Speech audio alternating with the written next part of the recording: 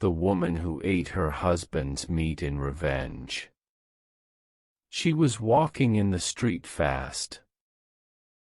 She didn't want to be late, but he stopped her in the middle of the road with Smaa. He is one of the street vendors and he was carrying a lot of old things on his cart that he pushes in front of him saying, "Wait, madam, this is the key to happiness. It will make you live happily ever after. You will never feel sad or regret. Trust in the key to happiness forever and everything in life." She looked at him with astonishment. Does that simple man feel what is on her mind? Life is really tired and wants salvation. Doesn't she have the right to feel happy one day? So she looked at the key in his hands with great astonishment, for the man was extending his hand to her with a strange-shaped key made of iron, and its color is dark black. So she took it from the man with a lake. And the key was very heavy, so how would he achieve happiness for her, as she could hardly carry it, and she wondered with lakeness and whether happiness could be bought. She shook her head repeating, "Why not? Everything can be bought with life and has a price." She bought the key from the man, laughing happily. As she was, she could not hold the heavy key in her hands because of its heavy weight. Then she returned to her house running fast and found him there standing for her angry, holding his black whip and beating her as usual. She was 10 minutes late for lunch. And here she could no longer bear the torment and all this pain, so she raised the key to happiness high and hit him on the head hard. So she shoved his head and started hitting him with force and hysteria. As if this was the last thing she would do in life, while she remembered the beating of the whip on her body over and over again. Exactly here she sighed with relief and felt happy. Her husband destroyed all her dreams and her life, and the key to happiness brought her back to her. And now that's the important part of the matter, so how will she get rid of the corpse? The corpse was dragged to the bathroom with difficulty. She brought the cleaver from the kitchen. She completely separated the smashed head from the body. She took off the eyes, cut off the nose and ear, and put the disfigured head in a black garbage bag. She put the palms and feet in another bag. Then she cut the body into small cubes of flesh, after she completely healed the skin.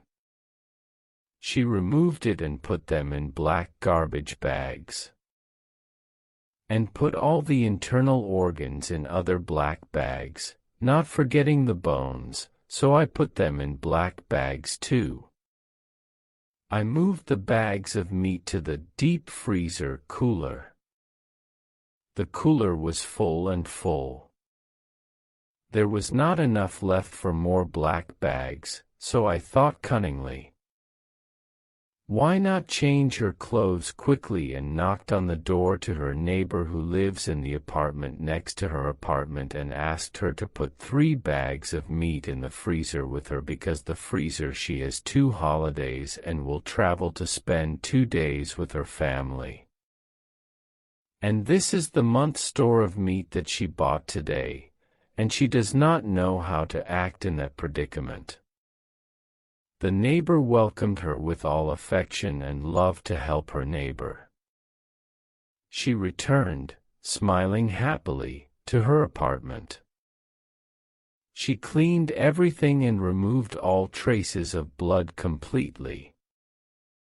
She wiped the apartment well with a strong disinfectant, and put her late husband's clothes in the washing machine. She took a look at the apartment. Everything was clean, and as it was. She sprayed a strong perfume. The smell of shed blood was strong and still stuck in the apartment. What a misfortune, I sighed. It seemed that I had forgotten the key to happiness. There were still traces of blood on it. She washed it well and cleaned it. She kissed him happily. He saved her and got her the happiness she wanted. She decided to hang it in her bedroom. She couldn't find a place to hang it on the wall, except for that picture of her wedding with her husband hanging right above the bed. She removed the picture and violently threw it to the ground and hung the key to happiness after tying it with a strong rope. Then she put on her clothes and took the bags that contained the head, guts, feet, and hands, and put them in a travel bag, which she took and left the house, taking the train to another governorate. A train station came down to a rural village that you don't know, and I stood on that bridge and turned right and left, but no one was watching it. I took out one of the bags and threw it into the water. I sped up and took another train to another governorate, and in one of the governorates I repeated the same thing and threw the other bag and then the third. Then she came home exhausted and feeling very happy, mixed with fatigue, exhaustion, and hunger. She entered the bathroom and took a warm shower singing happily. She wanted to eat grilled meat. She thought, would you take out one of the black bags crowded in the cooler? Then she came home exhausted, feeling very happy, mixed with tiredness, exhaustion, and hunger. She entered the bathroom. She took a warm shower, singing happily. She wanted to eat grilled meat. Did you take out a bag of roasted meat from the refrigerator? The meat was delicious on charcoal after it was completely seasoned with spices, onions, and garlic. And she ate dinner while listening to soft music and singing. I looked at the clock. It was 3 in the afternoon. Oh God, the time passed quickly. She didn't really want to sleep. There were many things and different feelings inside of her. She woke up tired. It was 10 in the morning. She was very hungry and wanted to eat meat. She liked the taste of grilled meat yesterday, but unfortunately there is no time to cook. The whole family is determined to have a lunch, and she will not enter with her hand empty every time, because her husband has prevented her from buying anything for her family's house. She took the train and arrived at her family's house. She told them that she would prepare lunch for them. She prepared the food. They ate it greedily. The meat was really delicious. She returned the next day to her apartment and entered the apartment. There was nothing strange. Everything was completely normal and calm. Her neighbor met her at the apartment door, saying with a smile, "Hello, why? Your husband took the bags of meat. Did you fix the deep freezer?"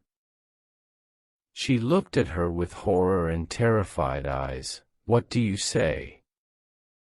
Your husband took a bag of meat yesterday from my husband. Yesterday I was at work." She did not answer her, but entered the apartment and closed the door behind her violently, thinking about this nonsense. She killed her husband. She rushed to the refrigerator and opened it.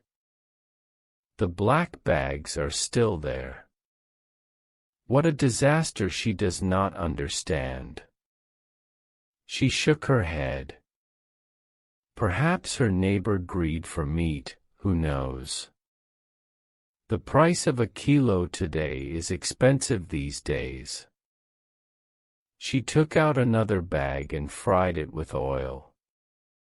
She gave up her lunch and decided to sleep and rest a little, thinking what she would tell people about her husband's disappearance. She lay on the bed and raised her head up, looking at the key of happiness hanging on the wall above her with gratitude. She closed her eyes, not knowing what that movement was that she felt on top of her. It seemed that she ate too much meat for lunch. She opened her eyes once to look up and found her husband hanging from the ceiling above and looking at her with bloody red eyes while he was holding the key to happiness. She did not find time to scream, for the key to happiness fell on me. He smashed her head completely. And the wife died, remembering the words of the peddler saying to her, "The key to happiness will comfort you forever. Eternal rest," and she gasped. Was it the key to happiness or the key to death? They did not discover her body until after a whole week. After the bad smell appeared and the wife did not appear from the house, the police stormed the house and found the wife's body with a smashed head on the mattress and an iron key that cut her head in half. It is the key to the damned death. It seems that the husband killed her. The strange thing is that they accuse the husband of killing his wife and are looking for him everywhere. He has disappeared forever. It seems that he ran away after killing the poor woman with a key to death and cut her head in half. What a calamity. But I don't really know why no one thought of opening the deep freezer and the cooler and looking inside it. I don't know why, so do you always know? They search in the wrong places and leave what they should search from the beginning. Where would the missing husband be except in the refrigerator?